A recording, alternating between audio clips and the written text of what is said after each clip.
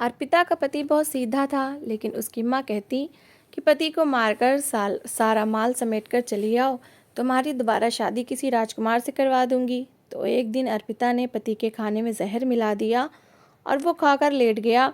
तो सुबह उठते ही अर्पिता ने सारे गहने, पैसे और जायदाद के पेपर्स उठाए और अपनी माँ के घर चली आई। तो माँ और भाइयों ने सारा माल उससे ले लिया और कुछ दिन बाद अर्पिता की दूसरी शादी कर दी। और शादी की रात जब पति ने उसका घूंघट उठाया तो अर्पिता के पैरों के नीचे से ज़मीन निकल गई, क्योंकि पति तो, देख अर्पिता, मैंने तेरी शादी कम उम्र में इसलिए नहीं करवाई कि तू उस बूढ़े के साथ ज़िंदगी गुजारे। अभी तेरी उम्र ही क्या है, तुझे तो कोई भी हैंडसम जवान लड़का मिल सकता है। फिर ये बुढ़ा तुम्हारी क्या इच्छाएं पूरी कर सकता है और कब तक जिंदा रह सकता है। अर्पिता की माँ ने फिर से उससे वही बात शुरू कर दी थी। वो कहने लगी, माँ, अगर तुझे ये बुढ़ा लगता था तो फिर मेरी शादी क्यों की? जब भी मैंने मना कर रही थी, कहने लगी, अरे इसलिए की थी ताकि तू समझदारी दिखाएगी। इतना बड़ा घर है, बंगला है और तेरा पति तुझ पर फिदा है, सारा कुछ अपने नाम करवा और उसे चलता कर।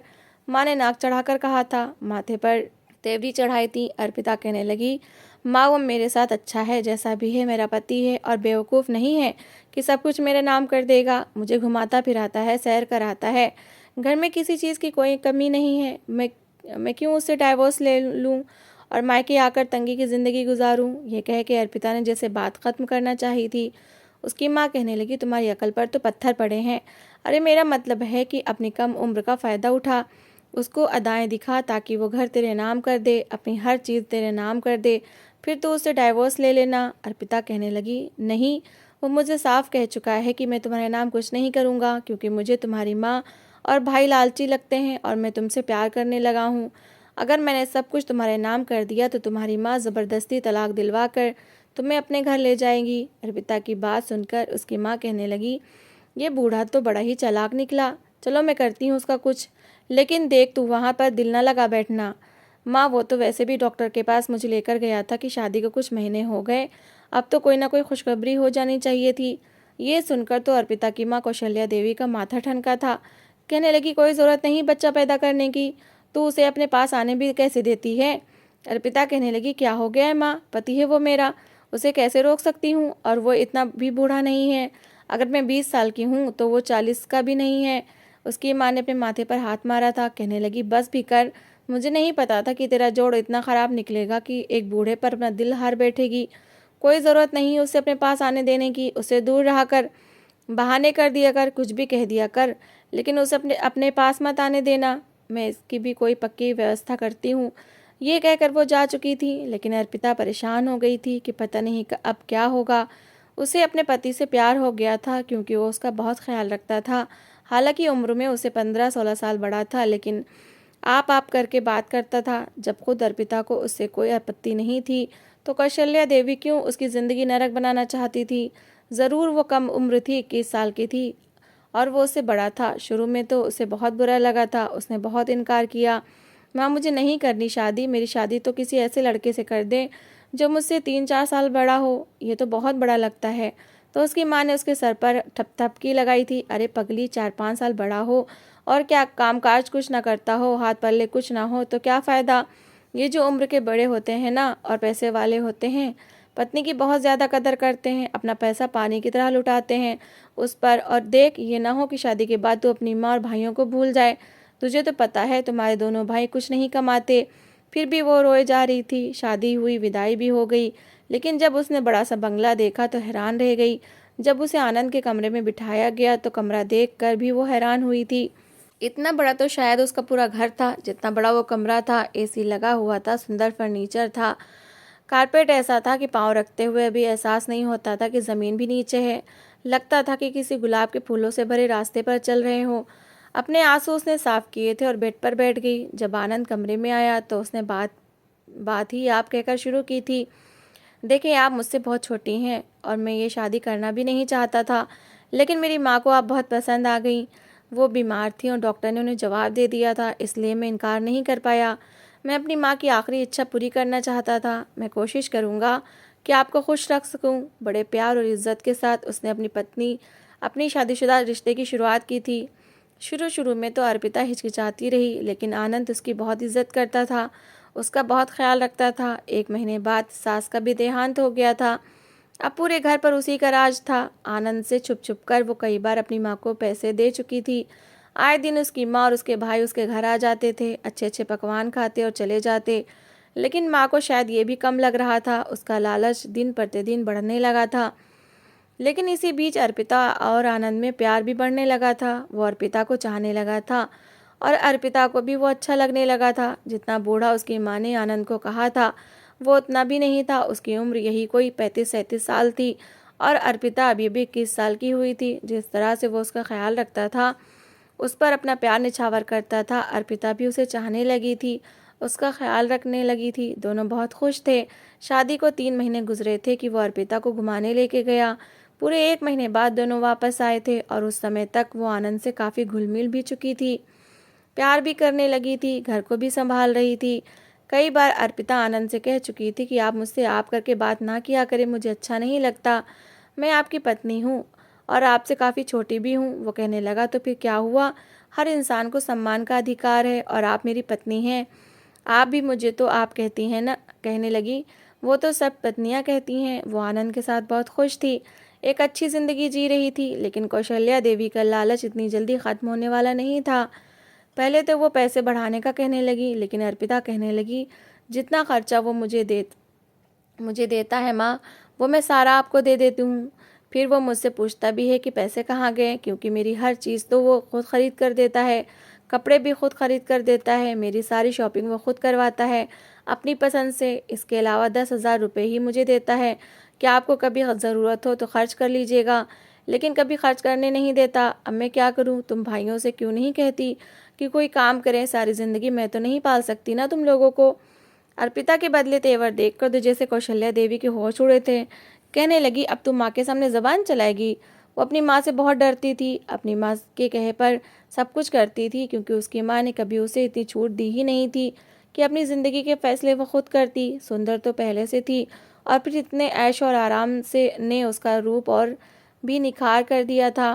पहले से ज़्यादा सुंदर लगने लगी थी। जो भी उसे देखता कहता कि कौशल्या, तुमने अच्छा नहीं किया, अपने हीरे जैसी बेटी को कुछ रुपए की खातिर उससे बड़ी उम्र के आदमी के साथ ब्याह दिया। असली शैतानी योजना तो उस समय कौशल्या देवी के दिमाग में आई जब अर्पिता एक दिन के लिए मायके आई।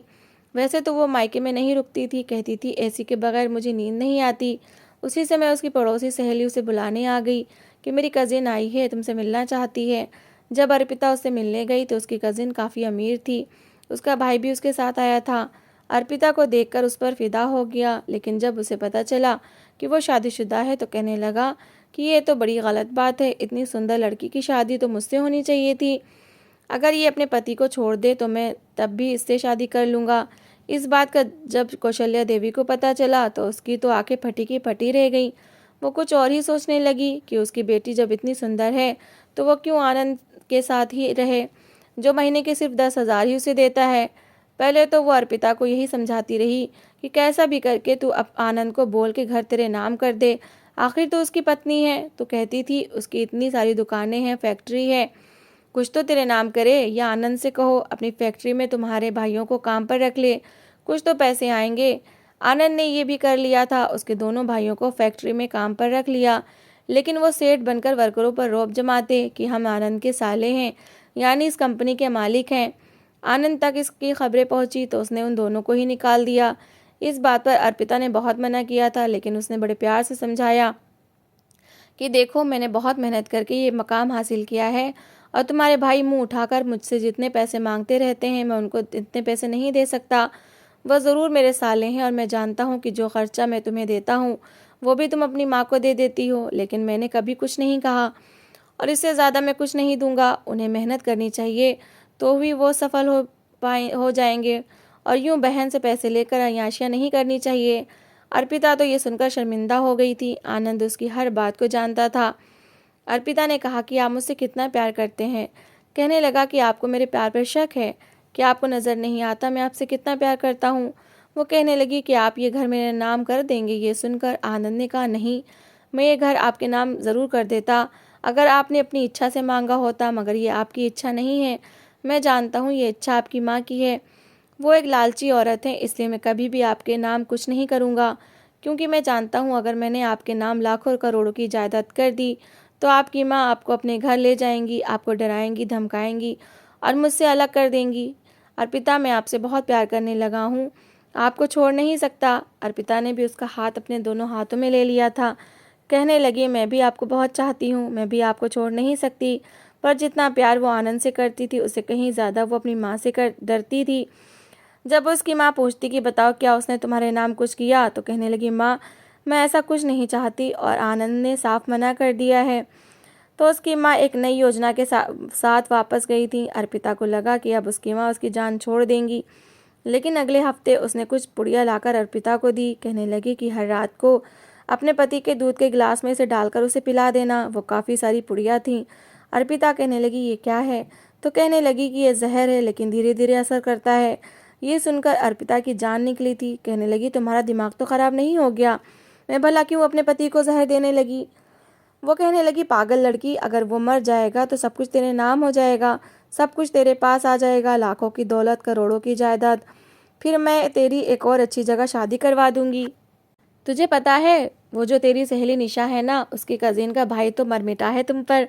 वो भी बहुत अमीर है और है भी तुमसे 4-5 साल बड़ा। देख, तेरी इच्छा भी पूरी हो जाएगी और तेरी इस बुढ़े से जान छूट जाएगी। अर्पिता नहीं में सिर हिला रही थी। कहने लगी, नहीं माँ, वो अब जैसा भी है, जो भी है, मेरा पति है और मुझे अच्छा लगता है। ये कहना था कि अर्पिता की माँ ने उसके मुंह पर थप्पड़ दे मारा। कहने लगी, चुप कर और जो कहा है वो कर। अगर तूने वो नहीं किया तो देख मैं तेरा क्या हाल करती हूँ। और याद रख, अगर आनंद को तूने कुछ भी बताया तो मैं तुझे छोड़ूंगी नहीं, तेरी ज़िंदगी बर्बाद करके रख दूंगी। कह दूंगी कि मेरी बेटी का तो कई लड़कों से चक्कर रह चुका है और फिर वो तुझे छोड़ देगा। फिर ना तू इधर की रहेगी ना उधर की। माँ की धमकी पर वो बुरी तरह से घबरा गई थी, डर गई थी। उसकी माँ वापस चली गई, लेकिन उसे बहुत बड़ी परीक्षा में डाल गई थी। सीधी सी बात है, कोई भी आदमी ये बर्दाश्त नहीं करता कि उसकी पत्नी पहले से किसी और लड़के के साथ इन्वॉल्व हो। और अगर लड़की की माँ खुद ये बात कहती तो पीछे क्या बच जाता है।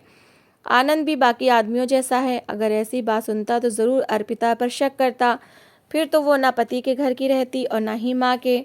उसकी माँ भी उसे अपने घर पर न रखती। वो बिल्कुल बेसहारा होकर कहाँ जाती। इसी सोच ने अर्पिता को एक ऐसा काम करने पर मजबूर किया था जो वो करना नहीं चाहती थी। रात को दूध के गिलास में वही पुड़िया डाली। अर्पिता बहुत डरी हुई, घबराई हुई थी। हाथ में दूध का गिलास लेकर आनंद के पास गई। वो उससे कहने लगा, क्या बात है, मेरा ज़्यादा ही ख्याल नहीं रखने लगी आप? आपको तो पता है मैं रात को दूध कभी नहीं पीता। अर्पिता कहने लगी, लेकिन पीना पड़ेगा, आप अपना ख्याल नहीं रखते। वो कहने लगा, आप इतने प्यार से लाई हैं, इसमें जहर भी हुआ तो भी पी लूँगा। उसने ये बात मजाक से कही थी, लेकिन अर्पिता का दिल बैठने लगा था। उसने गिलास अर्पिता के हाथ से लिया और घूट घूट भरने लगा। जैसे जैसे वो दूध पी रहा था वैसे वैसे अर्पिता की जान निकल रही थी। वो दूध पी चुका था। कुछ देर बाद सीने पर हाथ सहलाने लगा। कहने लगा, अजीब सी तबीयत हो गई है। फिर लैपटॉप बंद कर दिया और सो गया। अर्पिता जानती थी कि इस रात की सुबह उसके लिए कभी नहीं होगी, लेकिन उसके पास कोई दूसरा रास्ता भी नहीं था। वो कमरे से बाहर आ गई और फूट फूट कर रो रही थी। पूरी रात उसे नींद नहीं आई। उसने लॉकर से पैसे निकाले, सारे गहने निकाले और जायदाद के पेपर्स भी निकाल लिए। सब कुछ लेकर वो सुबह ही सुबह अपनी माँ के घर जा चुकी थी। सब कुछ अपनी माँ के हवाले करके अपने कमरे में खुद को बंद करके रोने लगी। अपनी इज्जत और बाकी की ज़िंदगी को बचाने के लिए उसने ये रास्ता चुना था, क्योंकि उसकी माँ अगर उस पर यह आरोप लगाती और अगर आनंद उस पर भरोसा कर लेता तो उसके लिए कोई भी घर ना रहता, ना माँ का ना आनंद का। लेकिन अपने किए पर उसे बहुत अफसोस था। ढेर सारे गहने और इतना सारा पैसा देखकर माँ तो जैसे खुशी से पागल हो गई थी। उसके दोनों भाई हाथों से पैसा गिनने में व्यस्त थे। तकरीबन 20 से 25 लाख का कैश था और गहने भी बहुत ज़्यादा थे। इन गहनों को बेचने के बाद उनके पास इतना पैसा हो जाता कि वो बड़े आराम से बिना कुछ कमाए अपना जीवन गुजार सकते थे। अभी 20 दिन भी नहीं गुजरे थे कि उसकी माँ कहने लगी, कमीना झूठा कहीं का। ये सुनकर अर्पिता कहने लगी, किसकी बात कर रही हो माँ? कहने लगी, वही निशा के कजिन का भाई। पहले तो बड़ा मरा जा रहा था तेरी सुंदरता पर, अब कहता है मैं क्यों इस्तेमाल की हुई चीज़ें अपनाने लगा। मैं तो शादी नहीं करूँगा उस लड़की से। ये सुनकर अर्पिता माँ की शक्ल देखने लगी। कहने लगी, क्या मिला तुझे माँ मेरा घर बर्बाद करके? तुमने कुछ पैसों की खातिर मेरी ज़िंदगी बर्बाद कर दी। वो कहने लगी, क्यों चिंता करती है? अरे तेरी ये जो सुंदरता है, तेरी जो कम उम्र है ना, तो इससे बहुत रुपया कमा सकती है। देख, तेरे लिए मैं फिर कोई और बुढ़ा तलाश करती हूँ। ये सुनकर उसने इनकार कर दिया। कौशल्या देवी कहने लगी, मेरी बात समझा कर, और इस बार मैं कोई 70-80 साल का बुढ़ा ढूंढूंगी जो बस मरने वाला हो, ताकि सारी जायदाद तेरे नाम हो जाए और फिर तुम वापस मेरे घर आ जाना। अर्पिता कहने लगी, तुमने मुझे क्या समझ रखा है? हर मर्द के साथ सोने वाली मैं कोई वेश्या हूँ क्या? ये कहकर वो रोने लगी। कहने लगी, आनंद बहुत अच्छा था, मुझसे प्यार करता था, मैं तो दूसरे मर्द का सोच भी नहीं कर पा रही। रहना तो बहुत दूर की बात है। माँ, मुझे नहीं करनी शादी, मुझे ऐसे ही पड़ा रहने दो।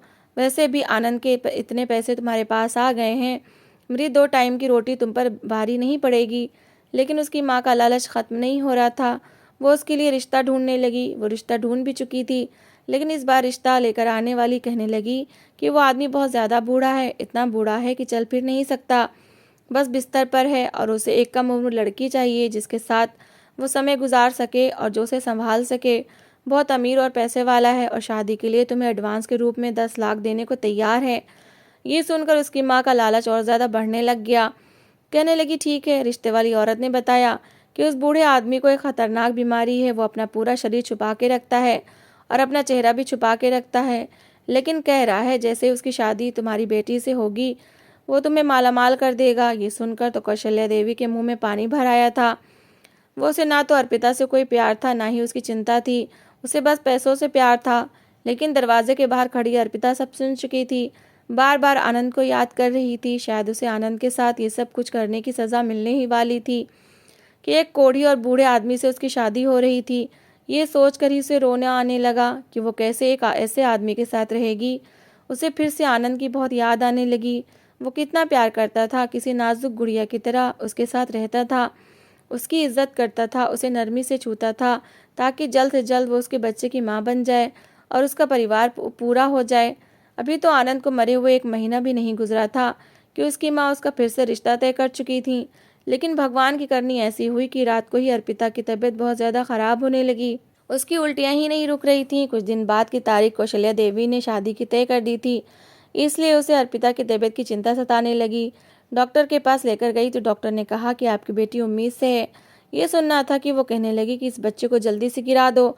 डॉक्टर कहने लगी, ऐसे कैसे हो सकता है, मैं बच्चा कैसे गिरा सकती हूँ? वैसे भी आपकी बेटी को 2 महीने की प्रेगनेंसी हो चुकी है। अब मैं ये सब नहीं करूँगी, ना ही करने दूंगी। अगर आपने ऐसी कोशिश की तो मैं आप पर केस कर दूंगी।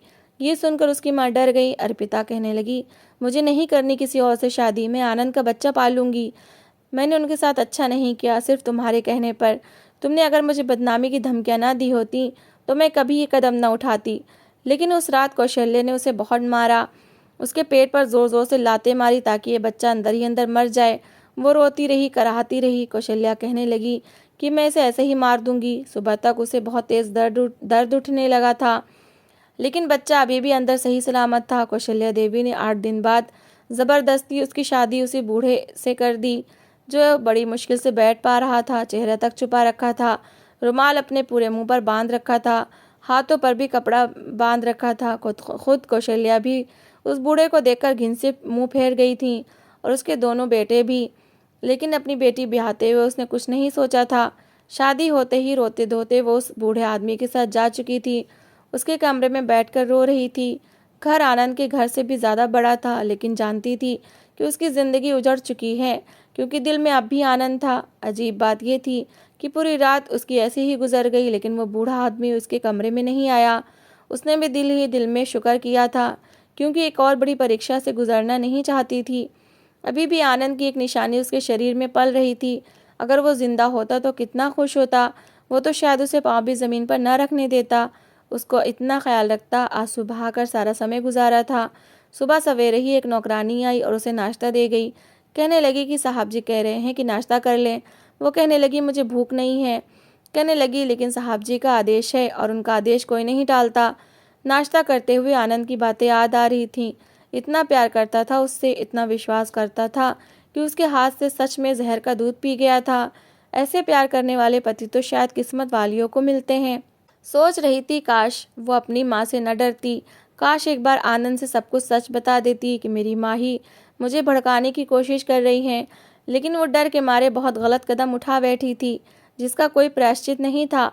जैसे ही उसने नाश्ता किया उसका जी मचलाने लगा, फिर से उल्टी होने लगी। नौकरानी ये देखकर परेशान हुई थी, कहने लगी, क्या तुम बीमार थी? वो कहने लगी, मुझे नहीं पता, कहने लगी, ऐसे कैसे नहीं पता? अगर तुम बीमार थी तो तुम्हारी माँ ने एक बीमार लड़की का सौदा क्यों किया? पूरे 10 लाख लिए हैं उसने शादी के लिए।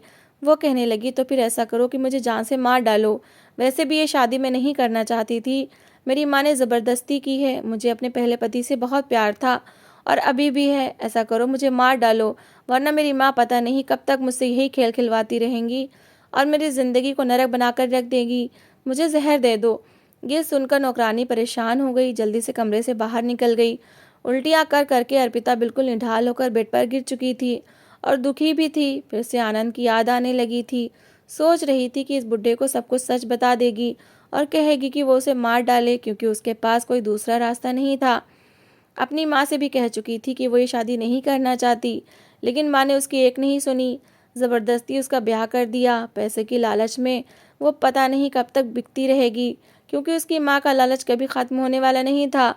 कुछ देर बाद दरवाजे पर दस्तक हुई। अंदर वही बूढ़ा आया था। हाथ पट्टियों से लिपटे हुए थे, चेहरा भी छुपा हुआ था। उसे देखकर अर्पिता ने आंखें बंद कर लीं। आंखों से आंसू गिर रहे थे। कुछ देर बाद एक लेडी डॉक्टर अंदर आई थी। वो कहने लगा, इस लड़की का इलाज करना है, देखो इसे क्या परेशानी है। अर्पिता जानती थी कि उसे क्या हुआ है। उसे पता था कि अब उसके साथ क्या होने वाला है। सब कुछ बर्बाद हो जाएगा जब इस आदमी को पता चलेगा कि मैं अपने पहले पति के बच्चे को अपनी कोख में रखे हुए हूँ। लेडी डॉक्टर ने उसका चेकअप किया और उसे बता दिया कि आपकी पत्नी उम्मीद से है। वो समझ गई थी उसकी ज़िंदगी परीक्षा शुरू हो चुकी है। लेडी डॉक्टर जा चुकी थी। कमरे का दरवाज़ा बंद करके वो आदमी उसके पास बैठ गया। अर्पिता जानती थी कि वो उसे छोड़ेगा नहीं, उसे बुरा भला कहेगा, अपने दिए हुए 10 लाख रुपए वापस मांगेगा। लेकिन वो तो अपनी पट्टियाँ उतार रहा था। हाथों की पट्टियाँ उतारने के बाद उसने चेहरे का रुमाल हटाया तो अर्पिता, जो कि निढाल पड़ी हुई थी, अचानक उठकर बैठ गई, क्योंकि सामने कोई और आदमी नहीं था, आनंद था। वो जिंदा था। ये सोचकर वो रोने लगी। उसका चेहरा दोनों हाथों में ले लिया। आप ठीक हैं? आप जिंदा हैं? मैंने तो आपको जहर दे दिया था, मार डाला था आपको। आनंद ने उसके हाथ पकड़ लिए। कहने लगा, मुझे पता था कि तुम्हारी माँ ने तुम्हें जहर की पुड़िया दी थी, क्योंकि मेरी एक कामवाली हर समय तुम्हारी जासूसी करती थी। जब भी तुम्हारी माँ आती थी, तुमसे जो कहती थी वो मुझे बता देती थी। वो पुड़िया में बदलवा चुका था। दूध में ऐसा कुछ भी नहीं था। बस तुम्हें एहसास दिलाना चाहता था कि पति क्या होता है, क्या महत्व होता है उसका। बाकी रह गई गहनों और पैसों की बात, तो मैं तुम पर सब कुछ लुटाने का हौसला रखता हूँ। मैंने जानबूझ के अपना ही रिश्ता दोबारा भेजा था, तुम्हारी माँ का मुंह बंद करने के लिए। जायदाद के पेपर्स नकली थे और गहने भी नकली थे। जब तुम्हारी माँ बेचेंगी तो तब पता चल जाएगा। हाँ, मेरे 25 लाख रुपए ज़रूर चले गए, लेकिन मैं समझूंगा कि मेरी पत्नी और बच्चे की बलाएं उतर गईं। आनंद की बातें सुनकर और उसे जिंदा देखकर अर्पिता उसके साथ लगकर रोने लगी थी। माफ़ी मांग रही थी, लेकिन वो उसके माथे को चूमने लगा। कहने लगा, मैं नहीं चाहता था कि तुम परेशान हो और मेरे बच्चे को भी कोई नुकसान पहुँचे। वो उसे लेडी डॉक्टर के पास लेकर गया था, उसका बहुत ख्याल रखता था।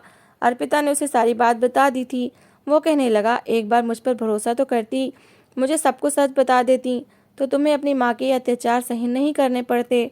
हर आदमी एक जैसा दिल नहीं रखता। जिस माँ की आंखों पर लालच की पट्टी बन जाए तो उसे कुछ नज़र नहीं आता। आनंद को जिंदा देखकर तो उसकी माँ के भी होश उड़े थे और वो धमकी दे चुका था कि अगर अब मेरे घर आई या मेरी पत्नी को कुछ भी उल्टा सीधा सिखाने की कोशिश की तो मैं तुम लोगों को जेल भेज दूंगा। अर्पिता की ज़िंदगी में खुशियाँ फिर से वापस लौट आई थीं।